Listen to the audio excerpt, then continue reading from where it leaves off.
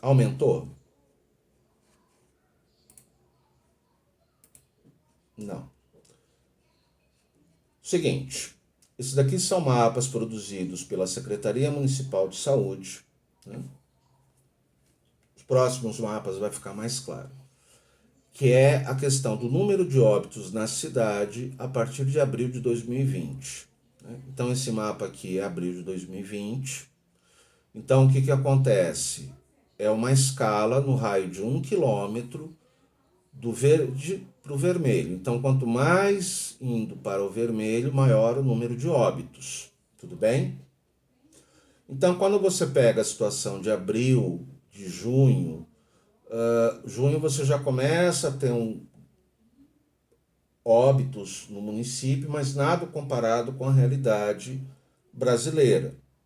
Né? Então, o que, que acontece? Sim, Curitiba tem um sistema de saúde extremamente reconhecido, eficiente, tem um modelo de planejamento extremamente eficiente, comparado a outras capitais.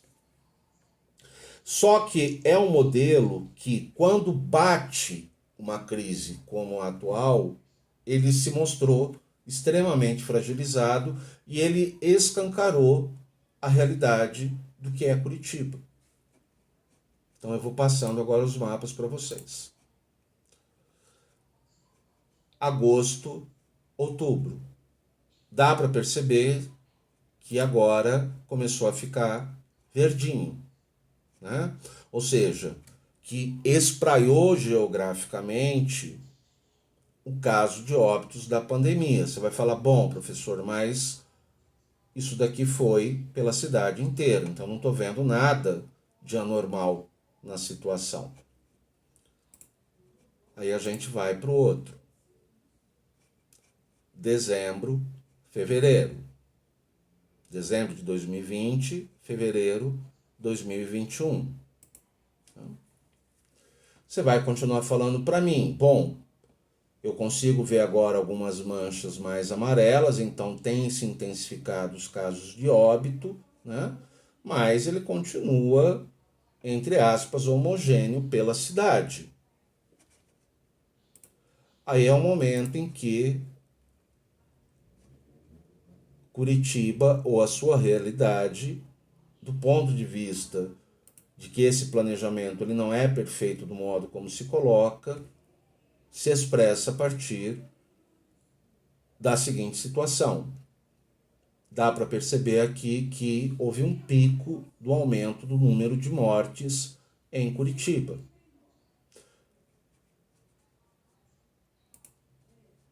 Vocês conseguem ver aqui um cursor, uma estrelinha, eu passando aqui em cima? Mexendo? Sim, professor. Consegue. Essa região aqui, primeira, é a região da matriz, pegando um pedacinho de Santa Felicidade. Aqui dentro está a Vila das Torres. Por que, que você tem um número elevado, né? Porque aqui é março, abril e maio. Por que, que aqui você tem um alto índice de mortalidade por conta da pandemia? Não é porque o planejamento está falhando, é porque quando você pega a faixa etária desta população, ou a faixa etária do município, é nesta região onde você tem a população mais idosa. Então a gente sabe que a pandemia ela bate pesado na população idosa. Tem diminuído muito pouquinho por conta da vacinação. O resto, nesta região, aqui, agora na pontinha... Professor, só um pouquinho. Fala. Tenta dar um Ctrl L para ver se a gente consegue enxergar melhor. Eu vou tentar deixar em tela cheia. Ctrl L. Foi? Deu? Melhorou, acho que... Melhorou?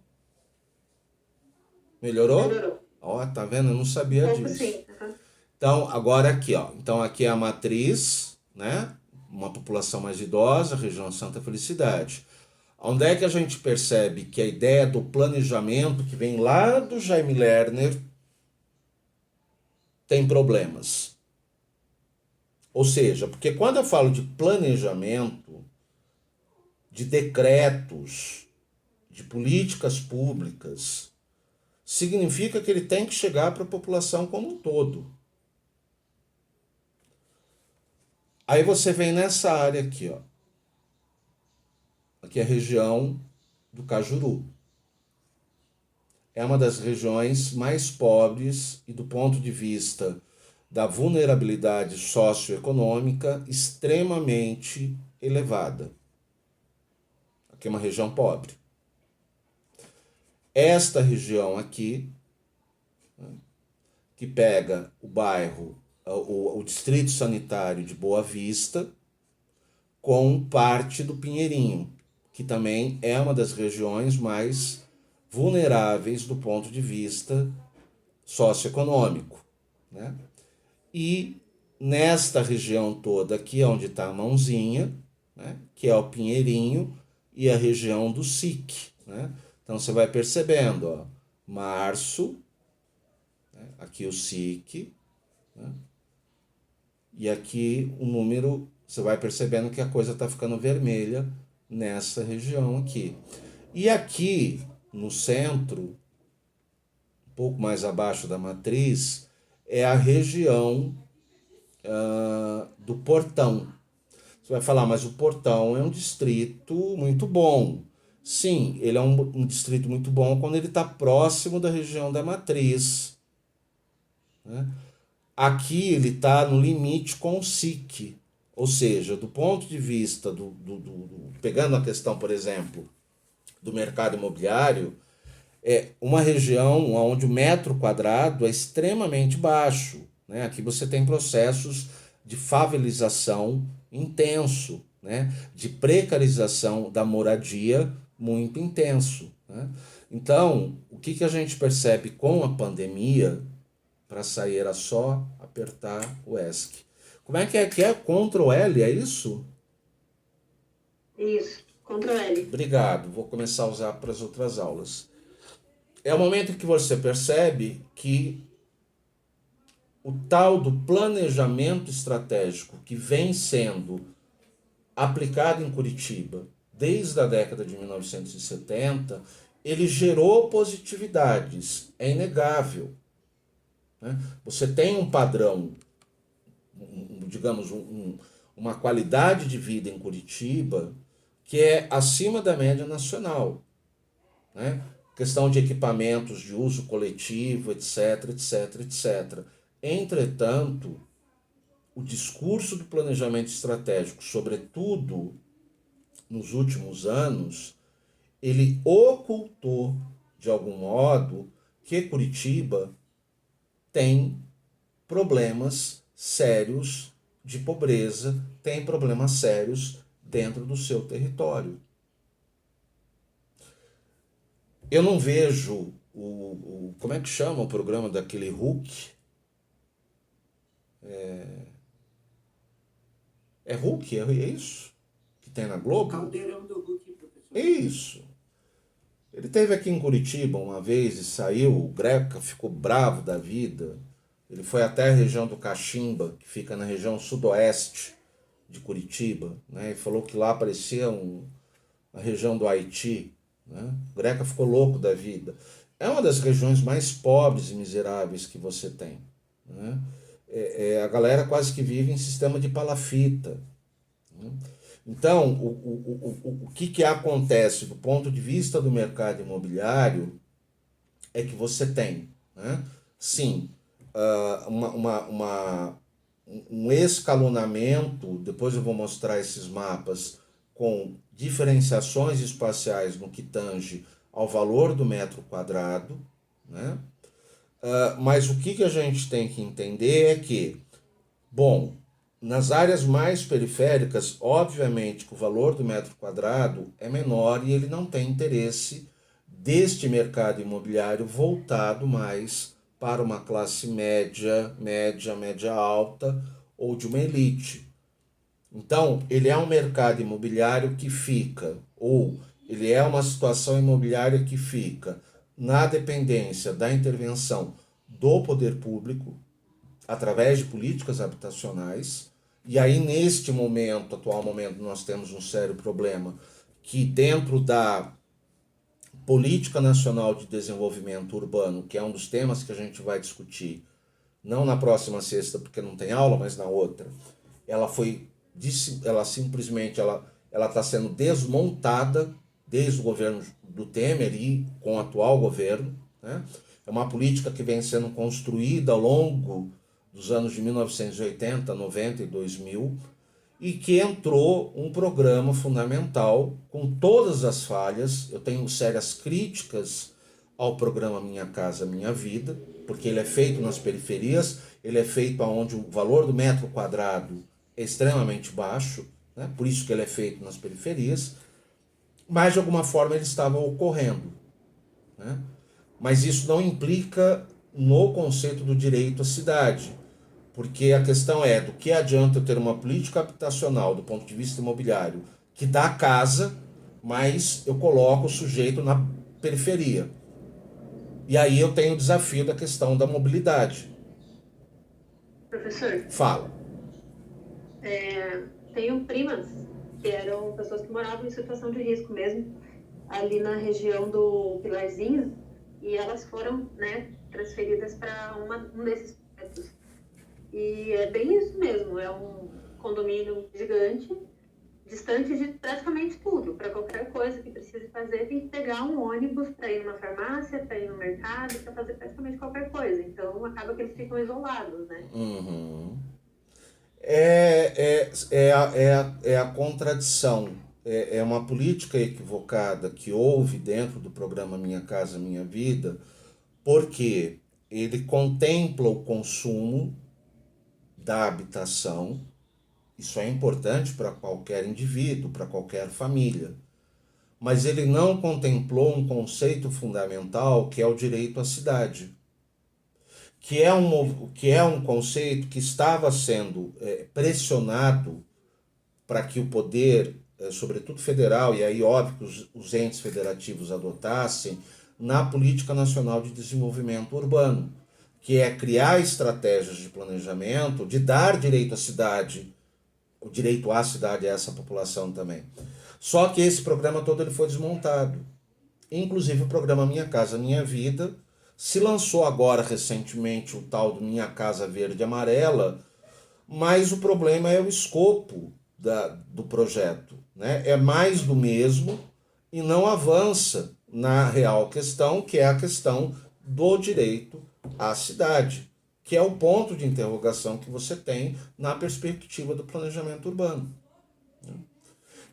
Guardadas as devidas proporções, e depois eu retomo isso, não vou esquecer, entra um pouco a questão do urbanismo higienista, do barão, da lógica do século XIX do Barão de Haussmann, que é aplicado na França e que no Brasil, nesse modelo de urbanização incompleta, contraditória, violenta, desumana, ele é intenso. E Curitiba não deixou de reproduzir esse modelo de urbanização higienista. Literalmente os pobres vão sendo empurrados para a periferia. Você vai perguntar, para finalizar, bom, professor, mas eu estou interessado em vender, comprar e alugar. Eu sei da realidade, óbvio, não estou entrando é a profissão de vocês, mas eu acho que nós como cidadãos, e vocês como agentes do setor imobiliário, se já estão ou vão vir atuar, tem que ter um entendimento da complexidade da cidade como um todo. Até porque, né, a gente quando fala de negócios imobiliários, eu tenho que sempre lembrar que ele existe em várias dimensões. Eu tenho um setor de negócios imobiliários que envolve o corretor, o empreendedor, a construtora, a imobiliária, o sistema financeiro dentro do âmbito legal, mas eu tenho aquele setor, né, que chamam, na chamada informalidade, eu costumo dizer que estão no circuito inferior da economia, né? Ele ocorre em todas as cidades, né? Tem que ser inocente para achar que, por exemplo, na favela não existe transações imobiliárias, né? Você compra barraco, você vende barraco, você aluga barraco, né? O maior exemplo para encerrar a aula do tão louco que o Brasil é pegar o Rio de Janeiro, onde você tem, por volta, para arredondar, 18% do território do Rio de Janeiro é controlado pelo tráfico. Mais de 50% é controlado pela milícia. Essa milícia que é formada por muitos policiais, ou seja, que estão vinculados ao Estado. E eles têm todo o controle dessa área de 50% do território do Rio de Janeiro, a prática de negócios imobiliários, totalmente fora da lei. É isso. Depois a gente vai ver a questão da Política Nacional de Desenvolvimento Urbano. Tem os mapas que eu quero apresentar para vocês de um problema muito sério que pouco se discute em Curitiba, que é a questão da regularização fundiária. Né? Ela é espalhada pela cidade, inclusive nos chamados ditos bairros de elite, né? Que é um campo que precisa ser tratado com todo cuidado, tá bom?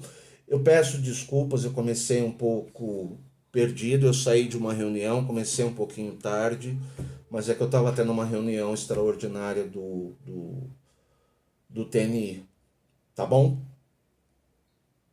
Beleza? Boa noite, professor. Muito obrigado pela aula. Vocês sabem que nós entramos em bandeira vermelha de novo, né? Sim, senhor. Tá. Sim. Vocês me dão 30 segundos só para mostrar uma coisa. É só no sentido de reforçar a fala de nesses dias tomem todos os cuidados possíveis e imaginários. Era só porque Pode mostrar, professor. é 30 segundos mesmo. Era só um minutinho aqui.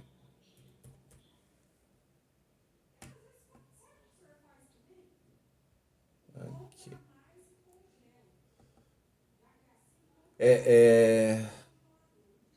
Ctrl, peraí, deixa eu primeiro compartilhar a tela.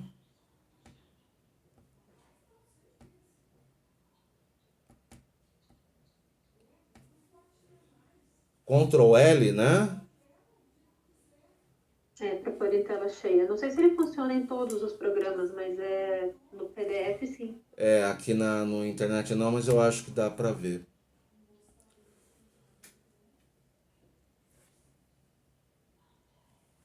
Isso daqui é de abril.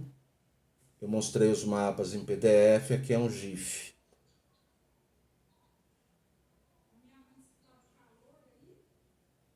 Dá para ver o que está acontecendo, né? Professor. E a grande porcaria é que isso vai piorar.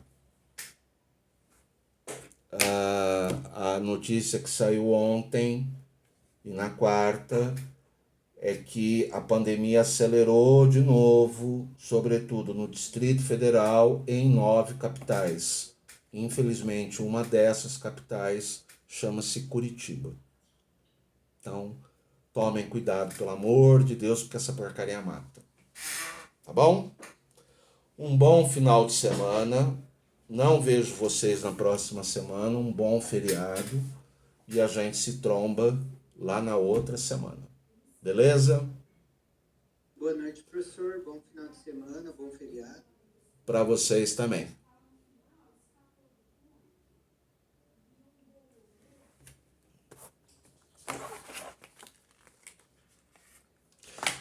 Enquanto vocês vão saindo, depois eu mando um e-mail indicando quais são os textos que vocês já vão utilizar para poder fazer o trabalho, tá?